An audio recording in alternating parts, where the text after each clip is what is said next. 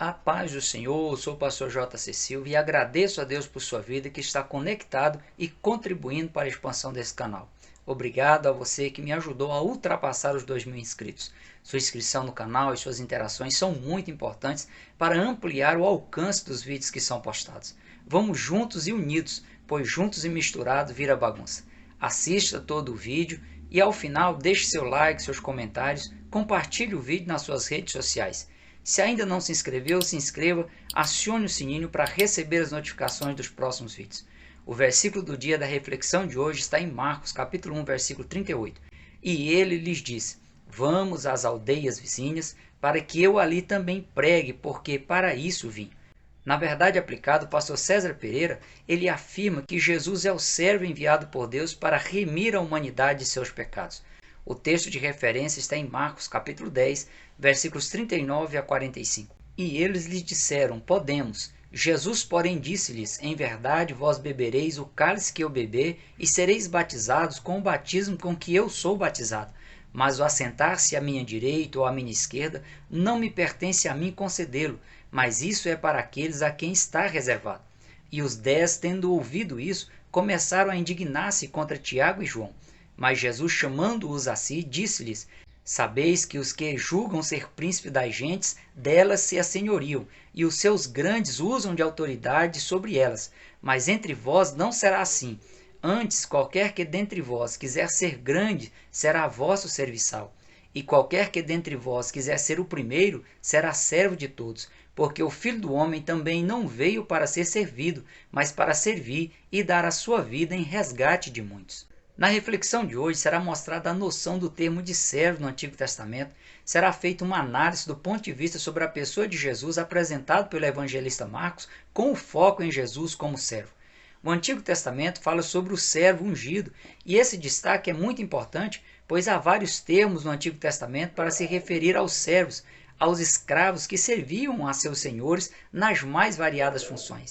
Mas quando se refere ao servo ungido que seria enviado por Deus para a missão especial de servir a Deus, fazer a sua vontade na terra, mas também servir a humanidade, atender as pessoas suprindo as suas necessidades físicas e materiais, ao ponto de dar a própria vida pelas pessoas a quem serviria, o substantivo hebraico utilizado é abedi, que aparece mais de 750 vezes no Antigo Testamento para se referir ao servo dos servos, ao escravo dos escravos, ao mais inferior dos escravos, ao escravo que era obrigado a se submeter às piores condições de trabalho e de tratamentos.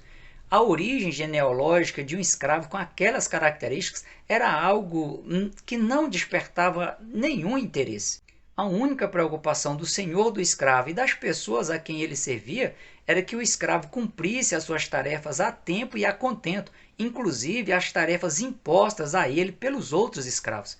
É com essa característica que o evangelista Marcos ele apresentou Jesus, tanto é que Marcos nem ao menos se preocupou em apresentar a genealogia de Jesus, já que ele era o servo dos servos e, além de servir a Deus, o seu Senhor, também serviria os demais servos, dos demais escravos representados aí pela humanidade. O profeta Ezequiel, em Ezequiel capítulo 1, versículo 10, na visão que ele teve às margens do rio Quebar, lá na Babilônia, entre os 4 rostos vistos por ele, o profeta Ezequiel viu o rosto de boi, que seria uma das formas que Jesus seria apresentado ao mundo nos evangelhos.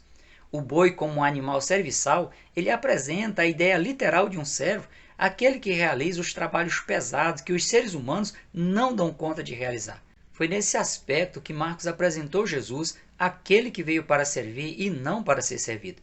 Para o pastor César Pereira, como servo, Jesus ele veio trabalhar em prol da salvação da humanidade, algo impossível de ser realizado pelo próprio ser humano, tendo em vista aí a sua condição de óbito espiritual diante de Deus, provocado pelos pecados e delitos cometidos por pensamentos, ações e omissões. Ao falar da condescendência de Jesus, o ato de Deus se rebaixar para estar com a humanidade e se relacionar com o ser humano, o apóstolo Paulo utilizou os termos gregos morphem e doulos para dizer que Jesus ele se submeteu a uma transformação radical, a uma metamorfose completa para se tornar servo, se tornar um escravo no sentido pleno do termo, submetido a um tratamento desumano, sujeito aos piores tipos de sofrimentos físicos e emocionais. O profeta Isaías utilizou o substantivo hebraico abedi nos capítulos 42, versículo 1 e 53, versículo 11, numa alusão ao Messias, que foi traduzido por meu servo, aquele que estaria à inteira disposição para fazer a vontade de seu soberano Senhor e para suprir as necessidades da humanidade. Só que o profeta Isaías ele apresenta algo diferente em relação a este servo, que apesar de ser servo dos servos, escravo dos escravos, ele seria fruto de uma eleição, de uma escolha divina e ungido para a missão especial de salvar a humanidade, apesar de ter que se submeter ao mais horríveis tipos de sofrimentos físicos e emocionais. Os textos de Isaías 52, versículo 14, 53, versículos 2 e 3, eles descrevem as características próprias de um abedi, de um servo dos servos, de um escravo dos escravos, do mais inferior dos escravos, do escravo que seria obrigado a se submeter às piores condições de trabalhos e tratamentos, o qual Deus apresentaria ao mundo para promover a salvação da humanidade. Pasmaram muitos à vista dele, pois a sua aparência estava tão desfigurada, mais do que o de outro qualquer, e a sua figura mais do que a dos outros filhos dos homens.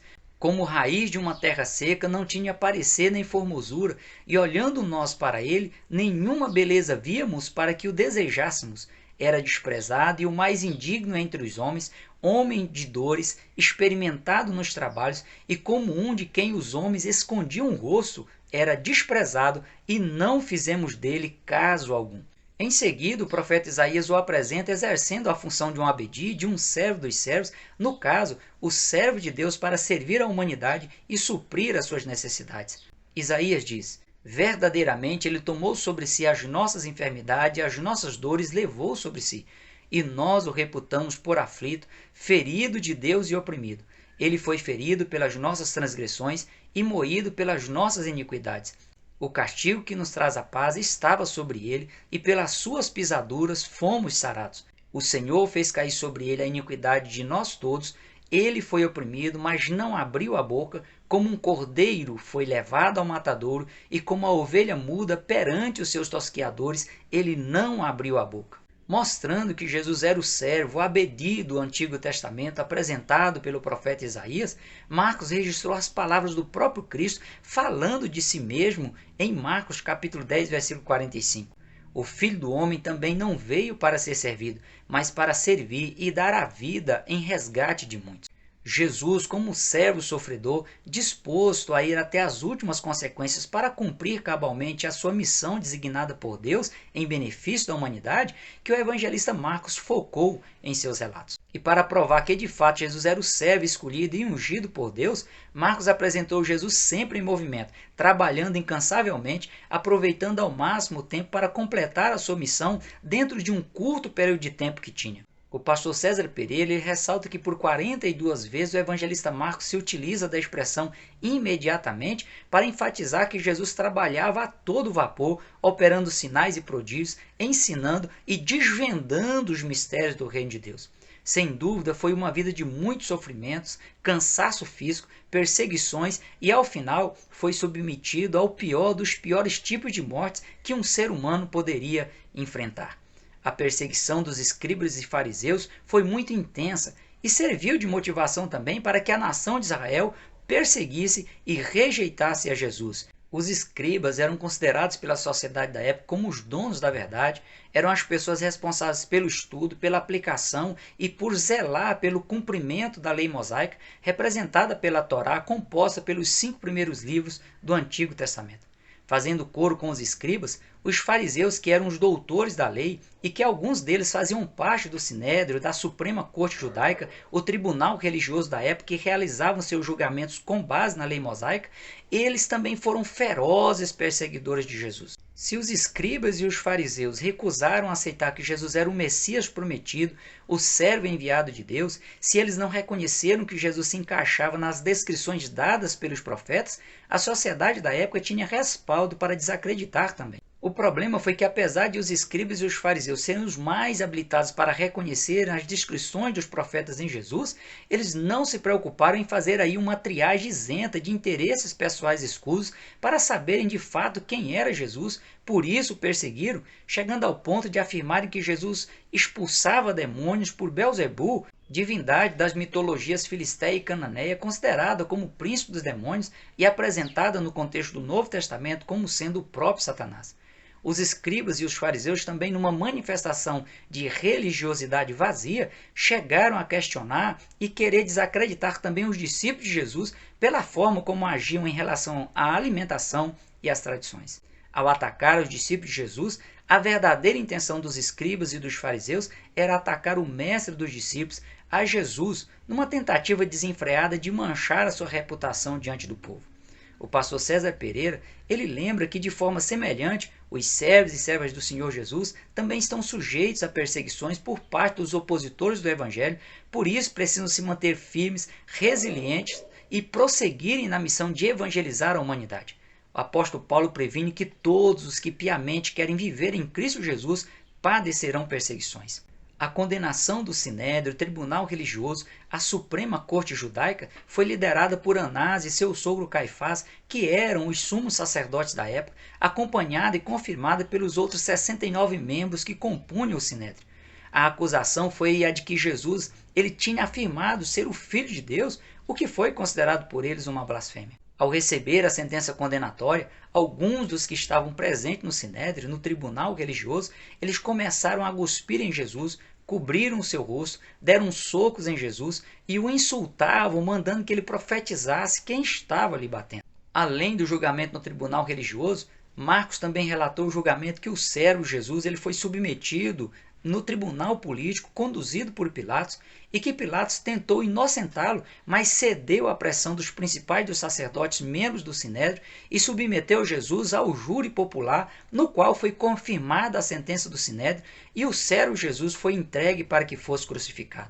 Todos os acontecimentos envolvendo as perseguições e a condenação de Jesus se deram em cumprimento ao que fora profetizado a respeito dele no Antigo Testamento, e mesmo assim, os seus opositores, compostos por maioria de pessoas conhecedoras das Escrituras Sagradas do Antigo Testamento, não o reconheceram como o servo ungido, prometido e enviado por Deus, o qual cumpriu cabalmente a sua nobre missão de servir ao Pai e também de servir à humanidade. De fato, observa o pastor César Pereira, Jesus nos deixou o exemplo de como ser um servo obediente à vontade de Adonai, o Supremo Senhor do Universo.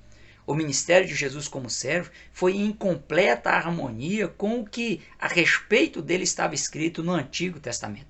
Em Cristo, o servo eleito, ungido e enviado por Deus, se cumpriu todas as profecias messiânicas no que se refere ao ministério terreno de Jesus como doulos, como servo. Na sua missão de libertar o ser humano, o servo escolhido para produzir justiça entre os povos da terra seria o mediador da aliança de Deus com o povo, e seu trabalho resultaria em abrir os olhos dos cegos, tirar da prisão e do cárcere os cativos prostrados nas trevas espirituais.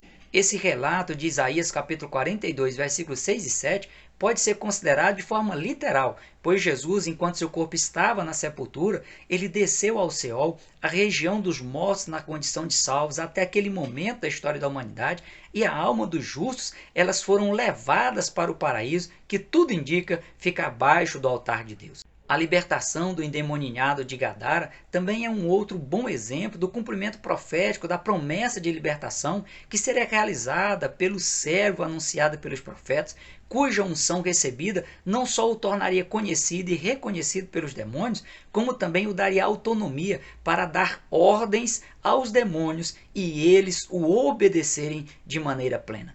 O pastor César Pereira ressalta que os relatos de Marcos capítulo 1, versículo 27 demonstram que não era comum a prática de expulsar demônios e Jesus, o servo eleito, ungido e enviado por Deus, ele veio oferecer esse tipo de libertação total, ainda não desfrutada pela humanidade, na forma como Jesus fez para enfatizar a mensagem do reino de Deus.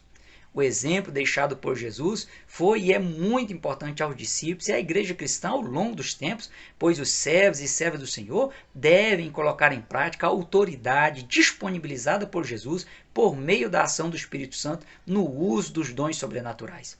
A promessa do Cristo, o servo ressurreto, foi a de que estes sinais seguirão aos que creem.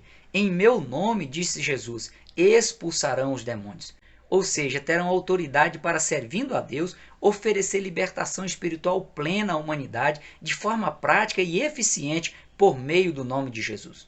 O ministério do servo também seria um ministério de restauração e de milagres. Em Isaías capítulo 61, versículos 1 e 2, o profeta messiânico se referiu ao servo eleito e ungido por Deus que seria enviado como aquele que anunciaria boas novas aos mansos, restauraria os contritos de coração, proclamaria liberdade aos cativos e aos presos, apregoaria o ano aceitável do Senhor e o dia da vingança de Adonai, o soberano Senhor do universo, além de consolar os tristes.